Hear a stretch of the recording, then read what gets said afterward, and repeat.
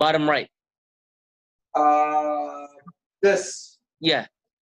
This came from the equation for the torque. So we had L is equal to this quantity times V, correct? Yeah. And Oh, then the torque is just the dL dt. okay. The derivative of velocity is A. Okay, Exactly. It's the derivative of V. So I just Okay. took the derivative and it gave me A. Yeah. Okay, makes sense. That's it. And then we got this for the acceleration. Now, if you notice, if we don't include the moment of inertia of the pulley, our acceleration would be higher because it only appears in this in the denominator over here. Yeah. So. Yeah, and then just plug in the numbers, and you should be good, right? Yes, exactly. And you just plug in the numbers, and you get the solution. They don't have any numbers in this problem, actually. So.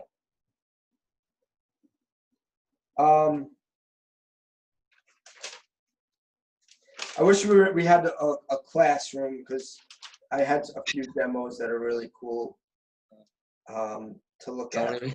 Yeah. Me and you, man. So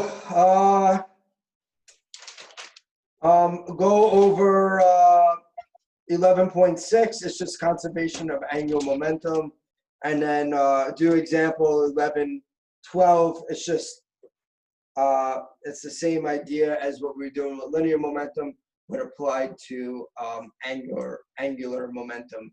You have a bullet. You said 11.6 though, right? Yeah, 11.6. So in this, you have a bullet hitting a target, a wheel, I'm sorry, at RO, right? And so so they asked for, I'll go over real quick, I guess, why not? Okay. So we have a bullet hitting the target, right? So we have a before and after. Right before it hits the target, and then once it's in, and it embeds in this target, right? So our initial angular momentum, right before it hits, is just R naught mv, right? Now, where did I get this from? Let's see. So it's equal to the moment of inertia times the angular velocity. So the bullet's over here, the angular velocity. Even though it's linear momentum, it's just traveling straight. We can take a snapshot and calculate and pretend it's about to go in circular motion and calculate its angular momentum.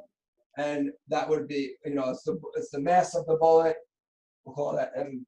What do they call it here? Just small m. This is large M. The mass of the bullet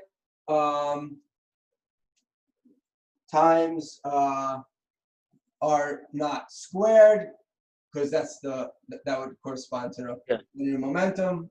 And then we'll replace this with the velocity. We're given the velocity in this situation as v, right? So in this, it would be